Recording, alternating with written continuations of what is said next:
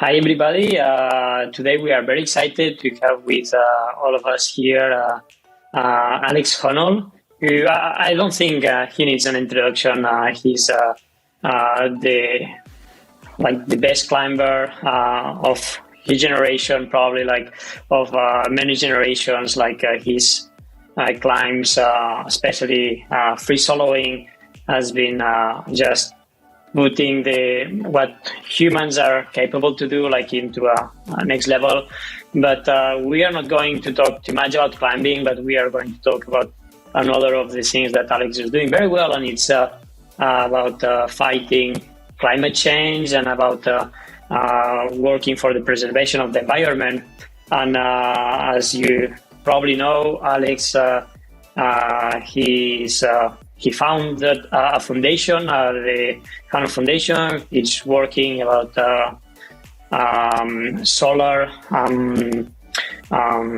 energy. We had been interviewing, actually, if you look to some of the videos and podcasts before about that. But today we want to talk about the foundation, what he's doing, but also him as an athlete, as a public person, how he can influence and how he can help others to make a transition towards a more sustainable society. So first of all, Alex, thanks for being here with us tonight. No, it's my pleasure. It's good to see you again. It's good to chat, and I'm looking forward to having a good conversation. Yeah, it's been some time now. Life changed a lot. Now you got the baby, and for me, when I got my kids, it was a moment where I started to worry a bit more about the environment problems and climate change. Did it happen also to you that you can visualize maybe how we see the mountains today, it will not be the same for our kids, or it's something that you already have very deep into you from before? No, I think, I've been doing work through the Honnold Foundation for the last 10 years now. And so I think even before having a kid, I was pretty concerned about climate change, concerned about the environment. And I know what you mean, that having a kid brings it into a sharper focus, maybe. You certainly can imagine the future more because you know that your child will be living that future. But honestly, I kind of thought about that already. It's even before I had kids, I would think about the world that my hypothetical kids might live in, or my friends' kids or whatever else. Climate change is the defining challenge of our generation and the next generation. It's the challenge of our time. And so whether you have kids or not, it's still clear that this is the big challenge that we all face. Yeah, and that's so great that you has been thinking about climate change and this issue for a long time. And we all know your history as a climber, but what was your history as an activist? When did you started to think about climate change? When did you started to focus on renewable energies, on solar? How was this history coming to being an activist from being a climber? Yeah, actually, so it's funny. I've never really thought of myself as an activist, just because, especially in the U.S. and the United States, activist kind of is a loaded term in a way, and it sounds very fringe, and it sounds, I've always thought of myself more as somebody who's just trying to do what's necessary to keep the world from burning, basically. It's basically just trying to do the right thing. And, some people might call that activism. I just call that normalcy. That's just trying to be decent, basically. In the same way that it's normal for us not to litter, I think that the type of work that I'm trying to do through the foundation should be considered normal.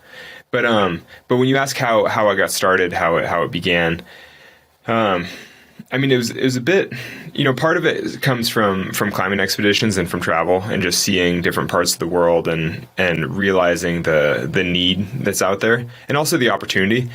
And as a climber, I've always cared about the outdoors because I spend so much time. I care about the environment because I'm in the outdoors all the time. But then I think the work that we're doing through the Honnold Foundation really bridges the human side and the environmental side, trying to help human communities through environmental projects, and that's mostly through solar projects. And so I think that human side was a result of all these different climate expeditions to remote parts of the world where you see communities without access to energy and without that much opportunity, and just realizing that the best way to help the environment is to help communities that are already in need. Because it's like, I don't know, I mean, as we both know, nobody cares about the environment unless their basic needs are met. It's like, if you're struggling, then like you just don't really have the bandwidth to worry about the environment.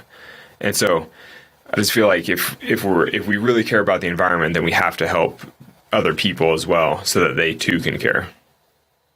Yeah, that's the thing that when we were talking with Kate Trujillo from your foundation, it was very interesting to hear how your work in the foundation is not purely about the energy, but it's about like the different communities, and it's almost more about social justice than like environmental justice, and that's that's something that we sometimes we separate, and it's all together. Seems, Well, that's actually been sort of an interesting transition in a way. So we've been doing work through the foundation for 10 years, and when we started the foundation, it wasn't totally clear that the world was going to transition to renewable energies. And I felt like a big part of starting the foundation was to help push the world towards renewables. I felt like I was on the team, like pushing for renewables, like in a very, very small way, obviously, because the Honnold Foundation is like a tiny, tiny nonprofit compared to the bigger world of energy. But at least it's like trying to do the right thing.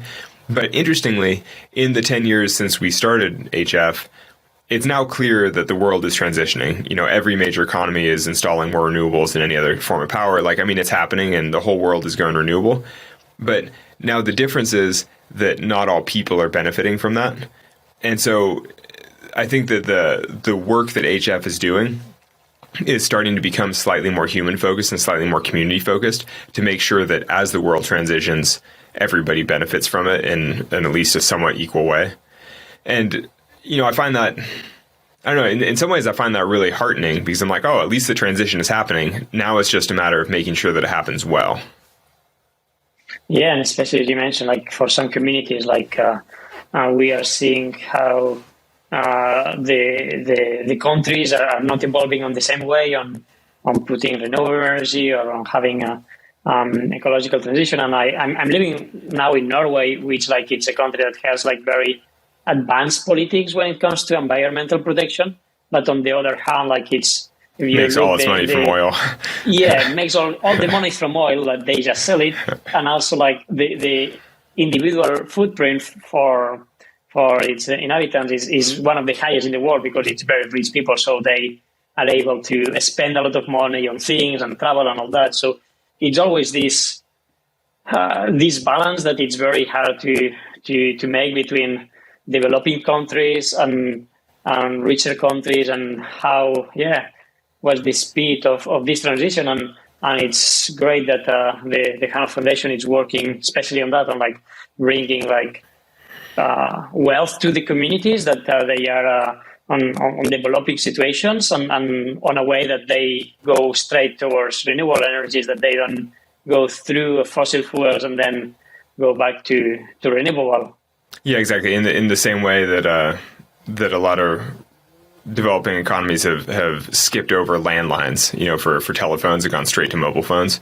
It's like, a lot of developing economies have the opportunity to skip the dirty and polluting phase of industrialization and skip straight to the next phase, hopefully.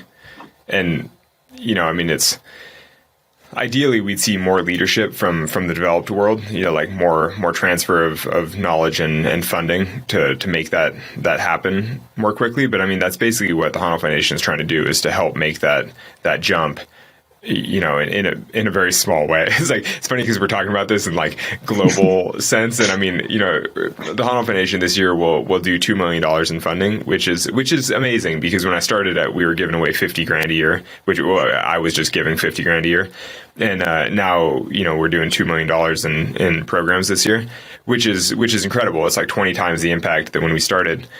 But $2 million in the global energy landscape is literally nothing compared to what the global economy spends on energy. But at the same time, it's like it's still a step in the right direction. So it's something.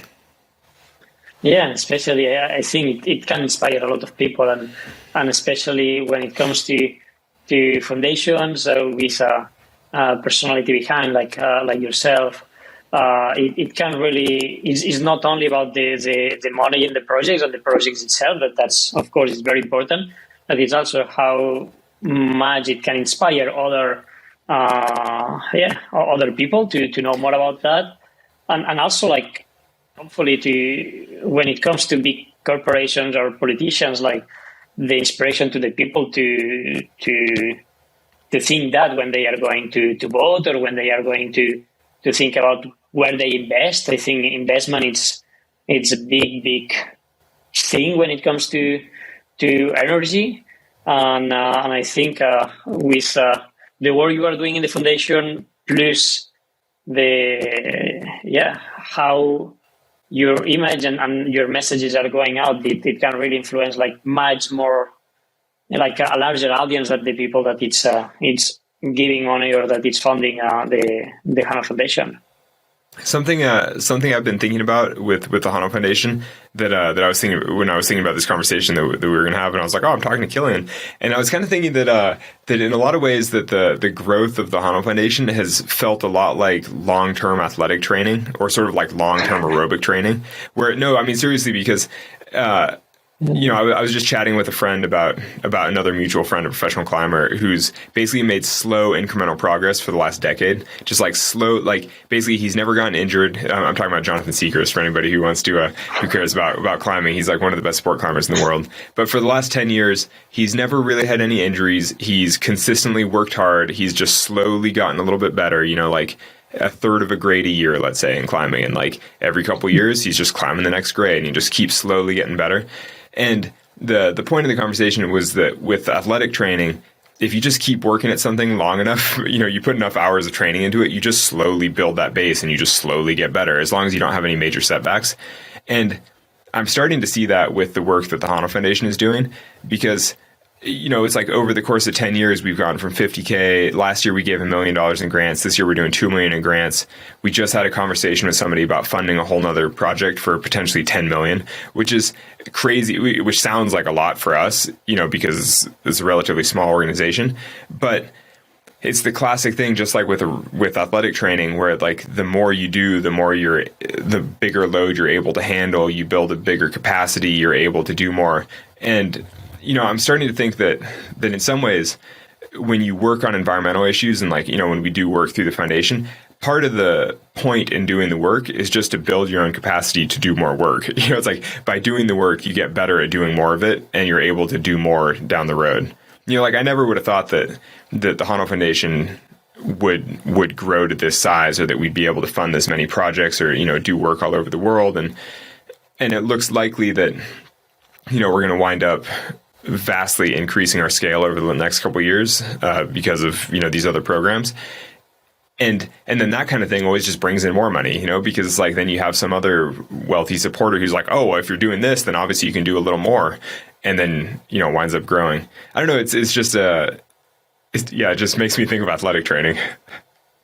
Yeah, it makes a lot of sense, and it's as you mentioned, like it's hard work and just like focusing on the goal of the moment, and then like it just became bigger. Like you start climbing you want to climb a 5 degree, and then suddenly it's you climb big easy, and you are looking naturally for bigger goals, and it's like a snowball that it's growing, and it's taking the work. And yeah, I think that's one of the good things about personal action with sustainability stuff is like when people change their diet or change their bank or like change their lifestyle a little bit. It's like realistically, none of those individual actions are going to change the world. They are going to lower your carbon footprint. They are going to make the world slightly better place. Maybe exert some pressure. Like it's certainly worth doing. But I kind of think that one of the real benefits to doing those things is just the personal strength that you gain, and like the education that you gain, and it increases your own capabilities, your own capacity to influence the world in some way. Like you learn from it, and you're sort of personally empowered by it.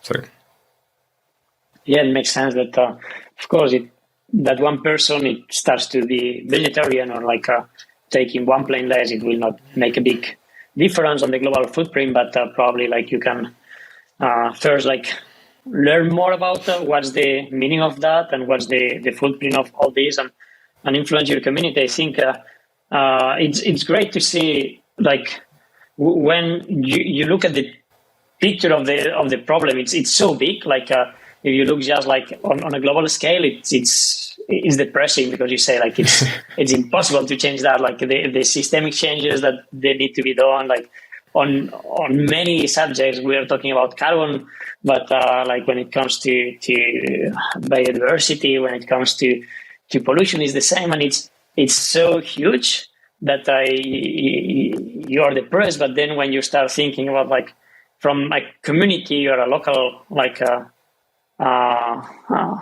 place, like changes happening, and that can escalate. So I think it's the individual footprint is nothing that will change the world, but I believe that if communities starts to organize, and projects like your foundation that start on a local scale, on a very niche scale, but they are growing and growing, and then you are influencing other communities. People is joining. People is.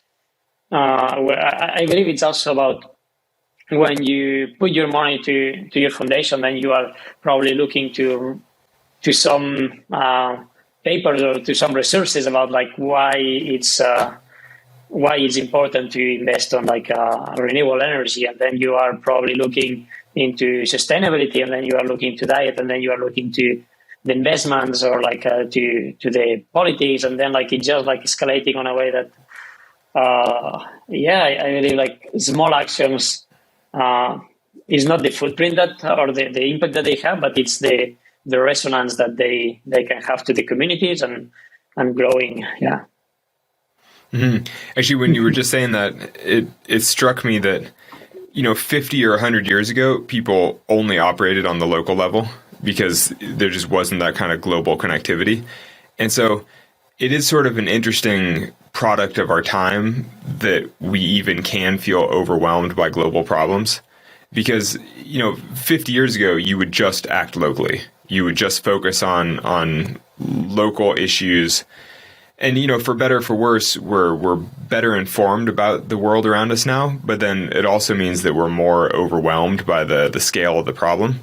But I think that there's still something to be said for focusing on the local and like changing your own community. Basically, like starting where you can have an impact.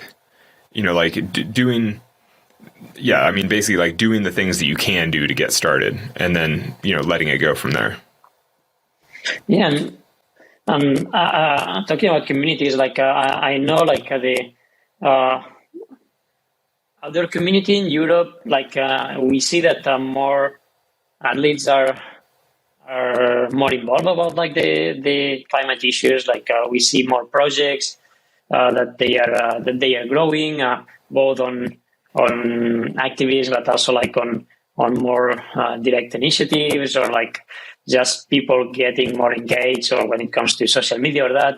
And I wonder how it is in the US now with the climbing community. Did you see in the last years that it has been like growing the awareness about the climate issues, and people is like being more aware and also taking action? I think that's also important. If you see that people, it's not only talking about, but like doing things there. No, I think that there's much less action in the U.S. climbing and outdoor community than there is in Europe, and I think that I think there are probably a few reasons for that. I mean, I think that in general, Europe has really led on climate issues, and the U.S. has always been way behind. And then within the outdoor community and within the climbing world, I don't know. I mean, and part of it actually is just opportunity. I think it's slightly easier to be climate focused in Europe because there is public transit and things are closer together, and, like the travel options are more limited. But like if you're a climber in the Western US, the climbing areas are very far apart and there is no public transit, and you basically have to drive very long distances or fly sometimes. And there's just no other way around it. I mean, unless you want to live in one spot and ride your bicycle all the time. But even then, the distances are just way bigger than Europe. It's like... It is. Like, it's crazy. Yeah. Yeah, like it's crazy. Because like I mean, I live in Las Vegas, which I think is the best four-season climbing in the country. There's rock all around me. It's incredible. The access to climbing is incredible. But like realistically, I still couldn't really bicycle to climbing all the time. I could a little bit, but I would wind up being more of a cyclist than a climber. It's like the distances are still just too far.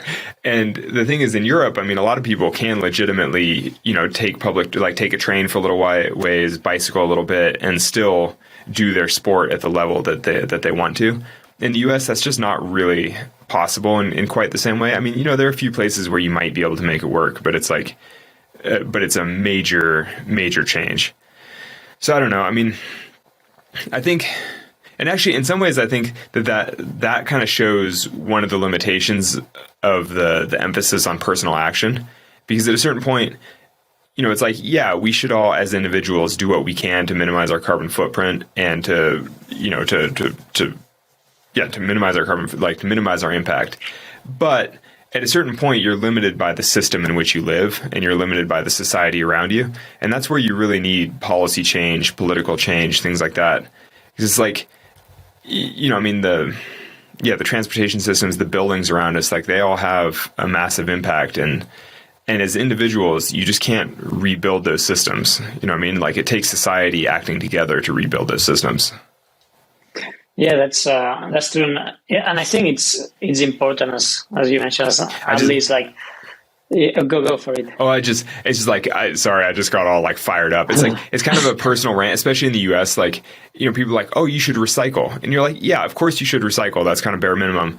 But the bigger impact is like, why are people allowed to sell things in totally wasteful, single-use, disposable packaging? I mean? It's like, yeah, of course we should recycle, we should reduce, we should reuse. But it's like, it's just it's like a scam to push the responsibility onto individuals when companies should just not be selling, toxic shit. Like, yeah, I don't know. It's like it's like, I always want to like talk up the individual capability for action. It's like, yeah, and any person can do the best they can to make the world a better place. And they should do the best they can to improve the world. But, it's not just on individuals. Like, come on. Yeah, no, and you mentioned the individual carbon footprint. I think that was brought up by gas company. I think it was BP that was bringing up like 20 years ago or so to switch the discussion from like oil perforations to individual footprint. And as you mentioned today, like here in Europe, it's a bit the same. Like it's a lot of talk about the individual footprint, and when you go to social media, it's about like talking about the traveling footprint or like the food choices. But for example, this year, with all the IPCC reports going out, and now Europe is trying to get out, to decarbonize. I think they had some countries that have targets to be carbon neutral in 2030 and some others in 2050. But at the same time, like this year, like France, for example, like they allowed like I think it was like 7 billion of funding for new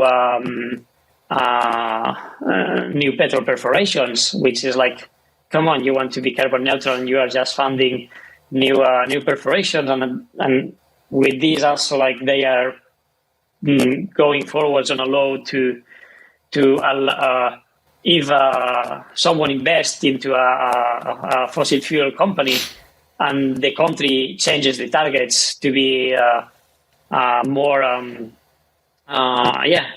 to be carbon neutral before, the country needs to pay the investors, because when they sign the investment to a fossil fuel company, the targets were in 2050 instead of like 2040. So they are like really not allowing countries to make policies that they are better for, or that they are towards a faster decarbonization. So it's crazy that we are focusing so much on the individual footprint, but then these big lobbying and the governments are like really making laws that they are really not listening to what IPCC or the scientists are telling. So yeah, I believe that's it's interesting. that's a huge problem. Like countries that have targets like that, by 2050, no new whatever. And what's crazy is that when you really think about, I mean, to bring this back to the individual level, it means that as an individual, if you care about the IPCC climate reports, if you think about, decarbonizing by 2050, it means that you have to be installing an electric water heater or like an electric stove or like basically, and that's kind of a crazy thing because at an individual level, it means that like if you're getting a new heater for your house, you have to be going heat pump and electric rather than natural gas because, most big appliances can last 20, 30 years or a water heater like 15, let's say. But either way, that's pushing you past the IPCC, that's pushing you past like the Paris numbers. It's like, if we're going carbon neutral by 2030, you're like, you better not be buying the water heater that's the cheapest one at Home Depot, like the big, where you would buy something at a store here in the US. And this is where I think the real limitation of individual action comes in a little bit because, the average consumer is just going to the store and buying the cheapest thing that like works for their home. But if they don't have the correct options, they can't choose the correct thing, and it's like, I don't know. Yeah. I mean, that's the challenge of like putting it on individuals is that, like your average Joe who's like, oh, my water heater broke, I better go buy a new one, is just going to look at like a cheap, efficient water heater. And that's going to wind up being natural gas. And that's going to last for 15, 20 years. And that's pushing them past the Paris numbers. Like right there, that's like a built-in demand for natural gas for quite a long time. And you're like, that's not the world we're supposed to be living in. It's like we need to be changing faster. Yeah. And when it comes to products, that's a huge challenge. And I had some conversations lately with, we had in the year also with Julian from the Drown Down project. And I have been talking also with some other people that is working for like trying to make like standards on sustainability, because also now like today is not any standard about like how companies calculate the carbon footprint or how companies calculate the materials. Everyone is like doing what they want. So really you cannot really compare what's a sustainable product or not.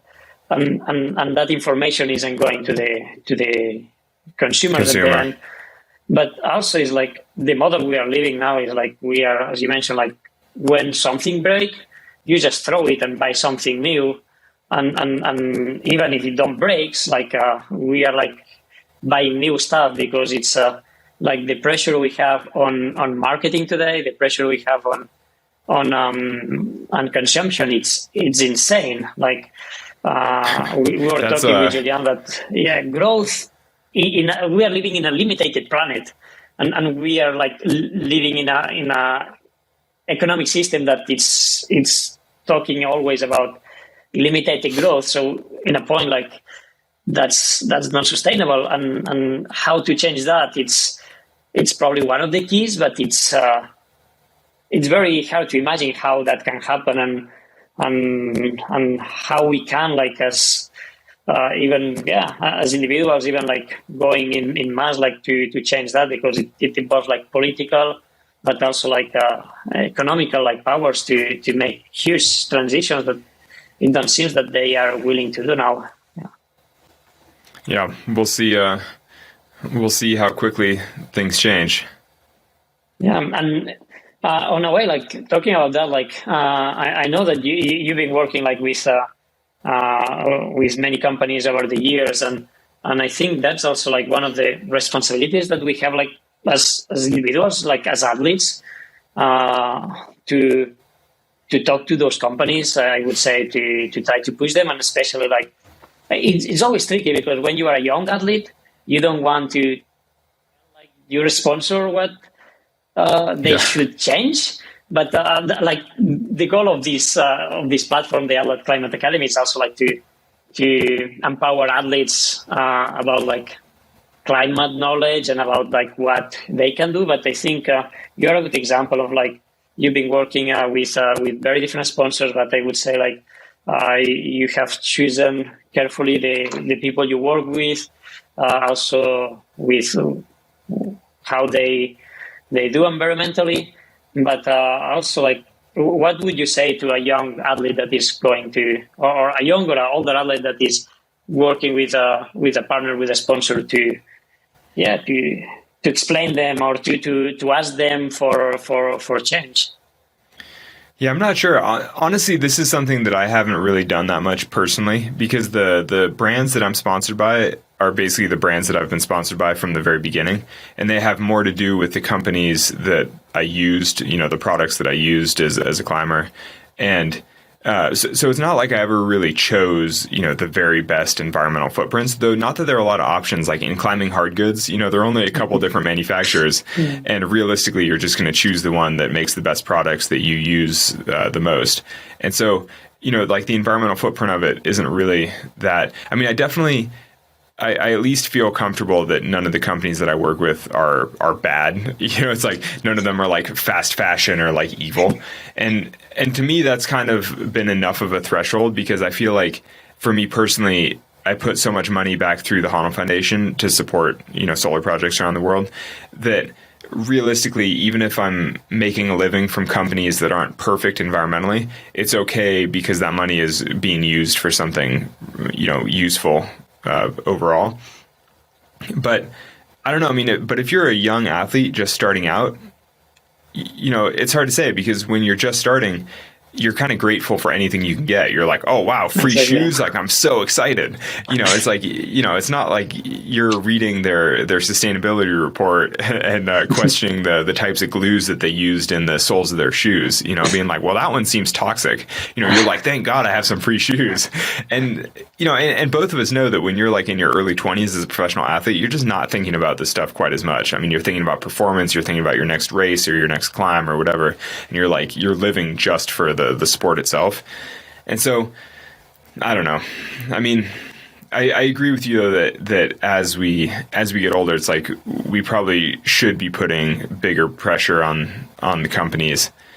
I probably should be putting a little more. But the thing is, I don't even really know how to put more pressure on some of my sponsors, because you don't even necessarily know who to talk to exactly, because you don't even know, especially for publicly traded companies, like who's even in charge exactly? Like whose choice is it? Like whose budget is it? It's like there's such a big organization with so many people. You're like, who do you talk to about this? Like, I don't know. Yeah, it's it's hard, and especially as you mentioned, like with big corporation and stakeholders and all that. It's hard to influence, but I think they can also, like, if you are like talking about like climbing issues in your social media, and they will also listen somehow. I would say that I think if all the athletes, if they see that the community and the athletes, and then probably that's the people that will buy their gear, they are like on these discussions, they are talking about that, then they probably will care also a bit more. Though I do think that as an athlete, the biggest opportunity is probably with influencing the public, with like making certain issues cool, or like making certain issues normal, at least like normal to talk about. Because I know that like in the US, if some of the very popular American football players suddenly became very outspoken around climate, like that would have a big impact. Like people would at least think that it's more normal to talk about climate. And so, I think that's probably the biggest opportunity that athletes have, is to change. Though actually, I mean, so even this is a bit of an aside, but since we're just having a conversation, did you see the random Belgian kids that just sailed in a boat across to America to try the Dawn Wall this winter? And and I was like, wow, that's pretty next level. Like that's, to me, that's like too much, because I'm just like, I don't have that kind of time. Like it's it's crazy. But on the other hand, I will say that it is impressive, and it's pretty inspiring, in that I'm like, wow, someone is that committed and that passionate and willing to really put that much personal time and effort into something that means that much to them. I'm like, wow, that's impressive. And so I think that that's the real opportunity as an athlete, for somebody to just, I don't know, to act in that way, like to do something, it's like you never know who in the community is going to be inspired by it and like take that to heart. And I think that enough people doing things like that eventually makes that normal. It's like, oh, like I do feel a little bit weirder about flying if someone else is committed to sailing. I'm like, holy shit. That was insane. I was chatting with Seb about that. Seb. Like, are you really going to do that? Like taking the boat, like with all the problems that it has, like because it was like a wind boat. It was not even like a big cruise, and like it's insane to do this travel, and then it's just the commitment. It's crazy, and I have a friend also, Dakota Jones, that he was a few years ago. He was coming to Europe to race, and he was also taking a boat.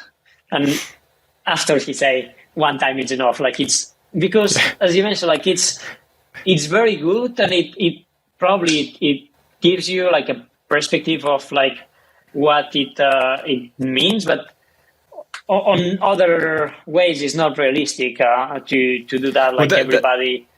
And it's just actually, like time expanding. It's crazy, and also like if all the international travels would be with boat, that probably would not be sustainable either. Yeah. To me, that brings up a major issue of like modern environmentalism, and I think that the like environmentalism of sacrifice is never going to be sexy. Like, basically like in the US, I don't know, sorry, I keep bringing up US examples, but like Jimmy Carter in the 70s with the US oil embargo stuff and oil crisis, he basically told people to put on sweaters and to turn their thermostat down. And the thing is, that's just never going to be like a winning proposition for environmentalism, to be like, you should just suffer more.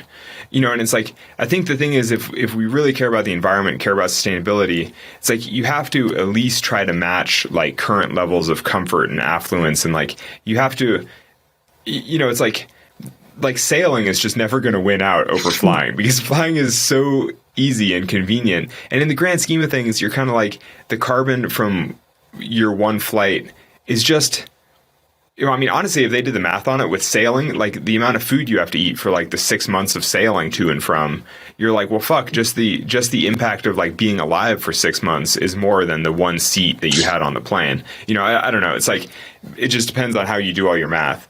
And I don't know. It's just that like, I just don't think that it's a winning proposition for environmentalists to say that you should do less, be limited, suffer for it. It's like, I think you should at least be trying to match a similar lifestyle, but in a better way, trying to do things with cleaner materials, like, circular, like, I don't know, like basically rebuild the system a little bit better so that you can have a similar lifestyle, but just with less of an impact. And I think you can see that you can see that pretty well, actually, when you just look at Europe versus America, because European carbon footprint is like half of Americans. And yet, when you look at people living in Europe, you're like, this is just as comfortable as anything in the US. Like everybody's just as happy, good education, good healthcare, like everyone's having a good time, living a good life in comfortable homes, but they have half the carbon footprint. And you're sort of like, okay, like that's a type of environmentalism that I think people can get behind, when you're like, look, you can have just as good of a life, but with half the impact. You're like, okay, I can get behind that. Yeah, and it goes back to social justice at the end, I would say, because it's you're mentioning, and that's one of the big problems with environmentalism, that it always look about going back to past times on comfort, and I think we are doing a very bad job on explaining it's not on going back to what was before, but it's to doing a different feature that it can be better, what it means also more comfortable. But I think we need to really think about how to do that, because it's all there, and I think that's the power of some of the politicians and some of the companies, that they want to sell like the environmental transition towards something that is worse than today, which if we are thinking about what we need to do is like slow down a bit, like everything, like the system, the consumption. That might mean that working hours are less, like people have more free time. And I think that would be better for everybody, except like some very wealthy companies. Except for the richest people in the world. Yeah, but and they're doing just fine anyway. So I think they're going to be okay. So that's the big problem. I think why we are accelerating all the time and just burning more and consuming more. If that's not good for the planet, but probably is not good for us either, because it's more stress is more people it's living worse, and we should work on explaining that it's not about going back, but it's about changing. I like to say that.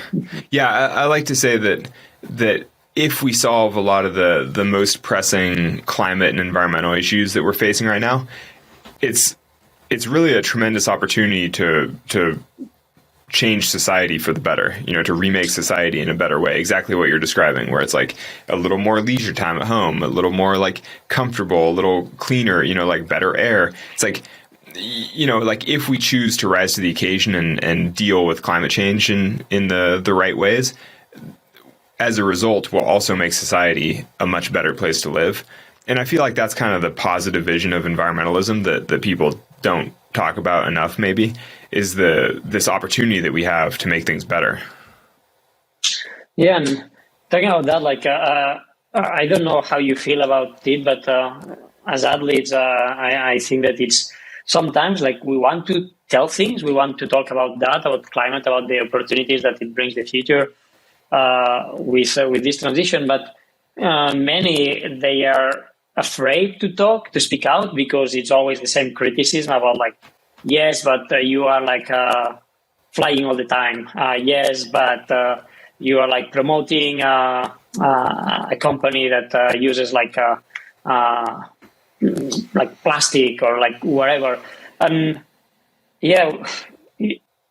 what's your recommendation on that? Why shouldn't they be afraid to speak out on that? Because I think that's one of the big problems. People don't speak out because they are afraid about the negativity of the comments.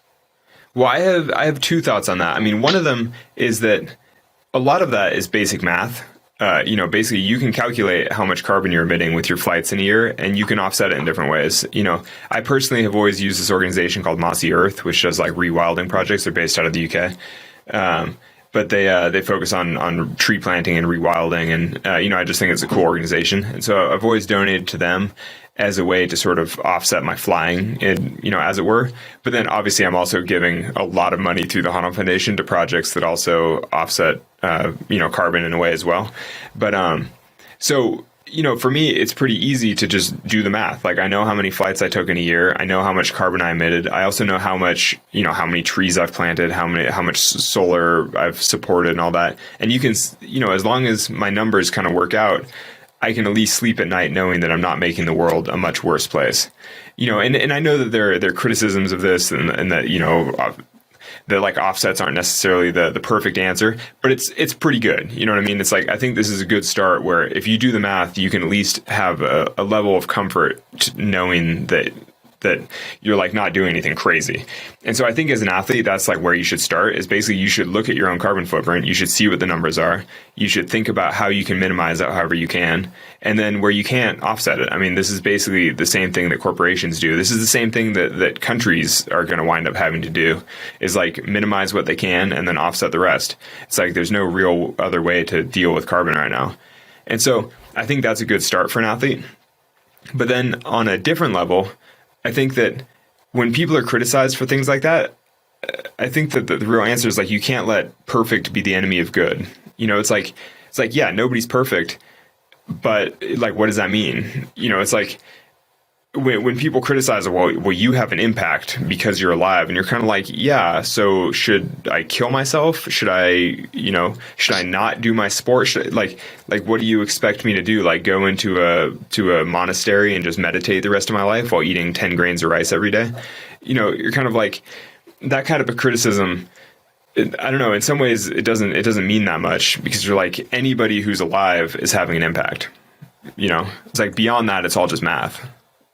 Yeah, and I think also social media is not reality in a way that probably these negative comments, they will shine more than all the positive comments, and we will probably take more attention, or it will be more discussions about negative things. And yeah, the important thing with social media is that for every negative comment, there are probably 5 normal people who read the thing, didn't comment, thought about it, and over time will maybe eventually change their behavior in some way or another, or at least think about it. You know what I mean? It's like, yeah, you have some positive comments, some negative comments, and then you have the vast majority of people who read it, take it in, think about it, and, you know, it slowly maybe has an impact on them, maybe not. But like, there's always that big silent middle ground of like normal people who are like, oh, that's interesting, I learned something. You know, it's like you can't focus on the negatives. Yes, that the people that is commenting, it's because they want to tell something, and it's because they feel that the need of talking, but it's not the people that will act. And it's interesting to see that in social media, like the discussions are always very heated. But then when, as you mentioned before, like when people goes to buy like a burner, they don't ask for a sustainable one; they ask for the cheaper one. That comes to with outdoor gear. Like we were like talking with commercials, with distributors, like all the, like we're always like talking about how we can make gear more sustainable, and then when you talk with a retailer, they are saying nobody asks about like what's the sustainability in any piece. So what then is like what you feel doing good and how you can do the impact, and then like try to change, because it's.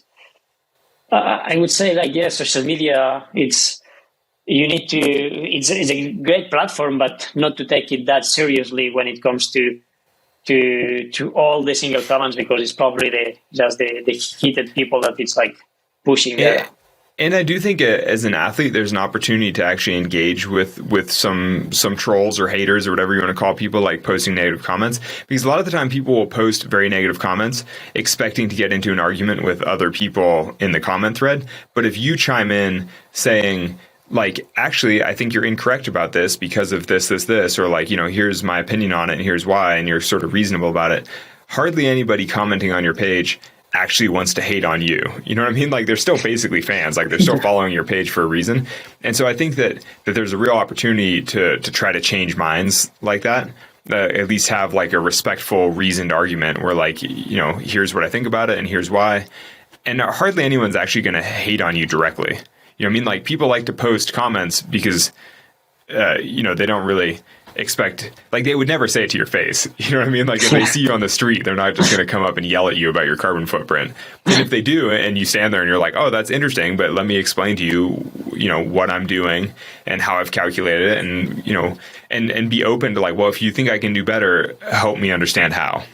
You know what I mean? It's like, I don't know. I just think there's opportunity there.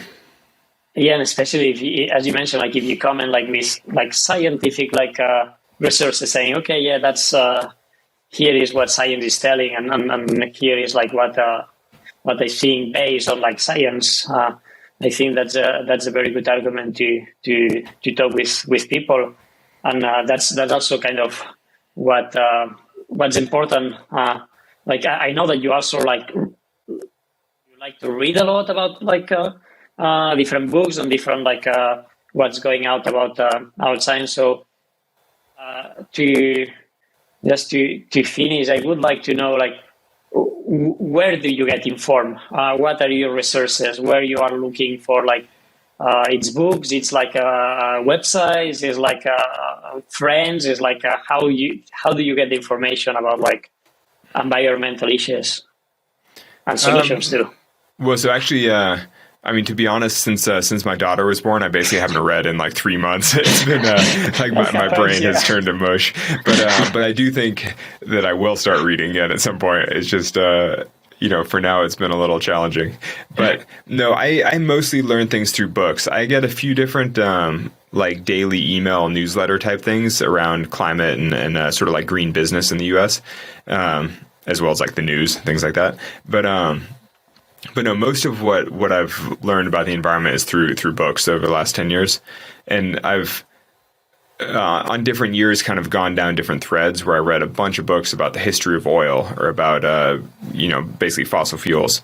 And then, a few books about batteries and renewables and things like that. Though it's funny because a lot of that stuff is probably really dated now because I got all interested in that like 4 years ago and it's just changing so quickly. But yeah, it's basically the books. basis. You need the basis. Yeah. The books are good because it's sometimes social media or that it's so quick information, but you don't have the basis. Honestly, if you're learning things online, it's like probably all trash. It's like if you're reading books, it's like at least been vetted. It's gone through a publisher. It's like, if it's through any kind of reputable publisher, that it's at least like a well-founded, it may not be 100% true, it might be slightly biased, but if you read several books on one subject, you're going to get a pretty good picture of some version of truth.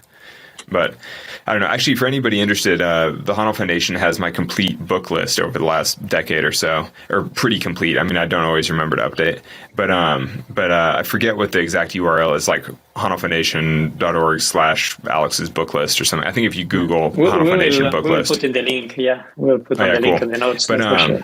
Yeah, and I have it broken into categories like things about diet, things about energy, things about, and then of course there are a lot of climbing and adventure books and things too, because, I like to read for pleasure as well.